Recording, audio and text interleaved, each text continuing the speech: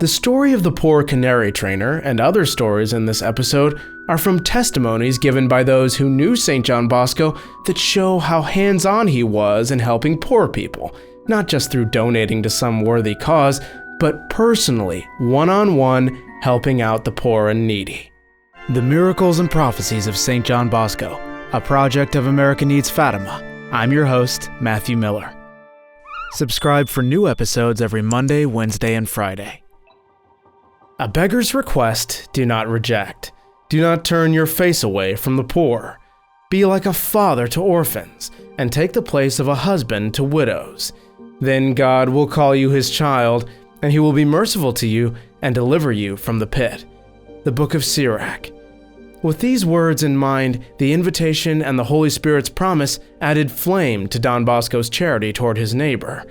How many boys were hospitalized by him, all free of charge? How many orphans came to him for help, and he received them among his children? How many were accepted by him with promises from benefactors or relatives that they would pay a minimal monthly fee that was never paid? Nevertheless, he kept them, providing he saw them perform their duties. And how many of the oratory had shoes, clothing, food, and trade because of his charity? But, as poor as he was, asserts Don Rua, he extended his generosity even to adults who were strangers to his home. The goodness of his heart, said Bishop Caliero, had no limits.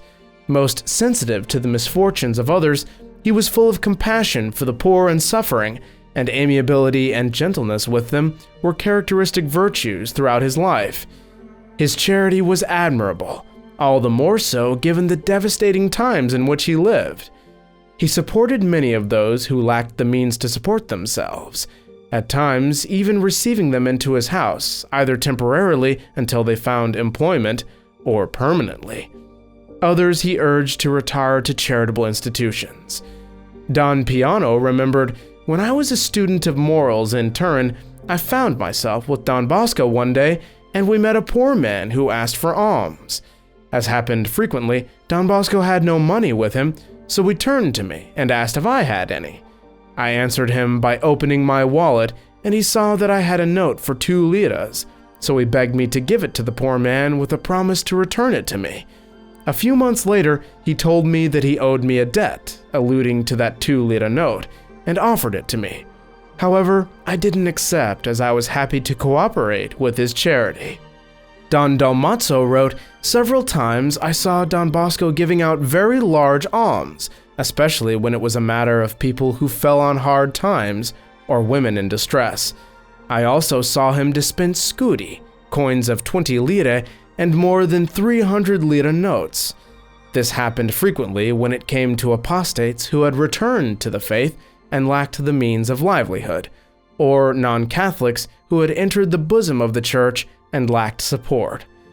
Don Berto adds, "In 1874, I accompanied Don Bosco once, and a poor man asked him for alms. Others had already received some. Don Bosco turned to me for some money to give him. I didn't have anything with me at the moment, and pointed out that a great number of the poor were approaching and we would be unable to satisfy them all. He responded with, 'Do you not know that it is written, Give, and it shall be given to you. Good measure, and pressed down, and shaken together, and running over shall they give into your bosom. For with the same measure that you shall meet withal, it shall be measured to you again.'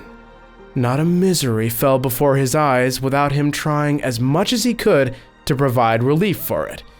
One day he was with Don Rua and Don Dalmazzo on one of the main streets of Turin, and there was a bricklayer's boy struggling to push an overloaded cart that was too much for the poor little fellow, and he was crying. Don Bosco left his companions without saying a word, and to their amazement, they saw him pushing the cart for quite a long distance. Don Bosco saw his Creator in his creatures and made no distinction of person, bringing his charitable work to all, whether they were spiritually or corporately rich or poor. He didn't look at errors, faults, enmities, ingratitude, contrary opinions, or what party the supplicants belonged to. If it could be said that he had any preference for those he helped, it was for the most wretched. Even before he opened his hospice, he displayed an admirable generosity, as Don Revilio now relates. From 1840 to 1860, a new class of people experienced his goodwill. It was that of political immigrants who came to Piedmont from various states of Italy, and especially from the Venetian and Lombard regions, to escape the rigors of their despotic governments. First among them was an immigrant that was a notary from Pavia who had put his wealthy family's status at risk. He now gave performances in St. Charles Square in Turin as his new form of employment.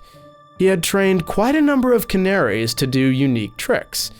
He would place them on a table, and one of them would sing at his signal while all the others remained silent. Then he would have a musical challenge between two of the birds, as each tried to win in a singing competition.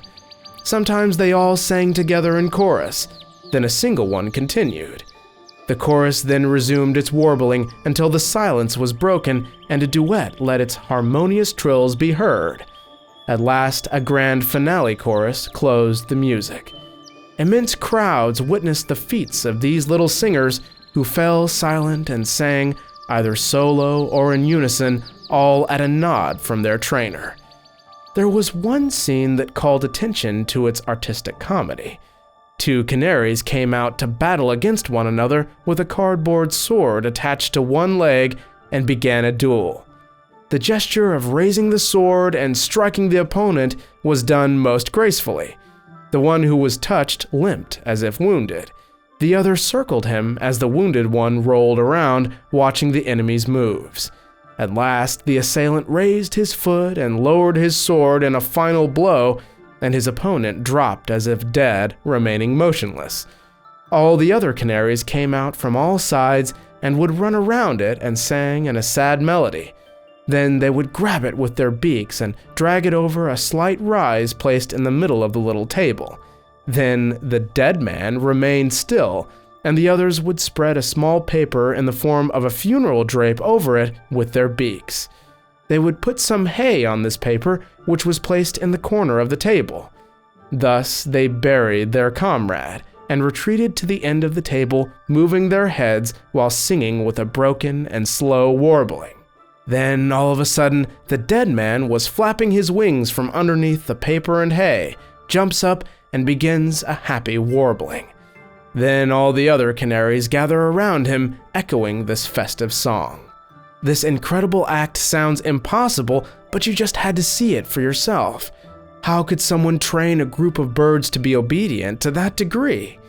Don Bosco had heard about this, and as he was gathering young people to lead them to the oratory at Porta Nuova, he passed through St. Charles Square. He stopped to see that notary's skill in person. Then a strange thing happened. While the canaries normally fled if spectators approached too closely, they weren't frightened as Don Bosco advanced. Astonishingly, they flew to his shoulders, arms, and hand and allowed themselves to be caressed by our saint. Everyone was very impressed by this marvel. Don Bosco wasn't slow in making friends with the juggler, getting him to talk about the various ways he used to tame the birds. The notary spoke of many experiments he had made with various species to train them, and especially the success he had with canaries, which are the most trainable. This was Don Bosco's art, to coax people to reveal their genius. That notary came many times to Valdocco and was invited by Don Bosco to celebrate Easter with them and to send to the oratory one of his young sons who had accompanied him in his exile, thus providing charitable care for yet another poor family. Thank you all so much for watching, and if you'd like to hear about the Eucharistic miracle St. John Bosco performed, just click on the video I've put on the screen. God bless you, and Our Lady keep you.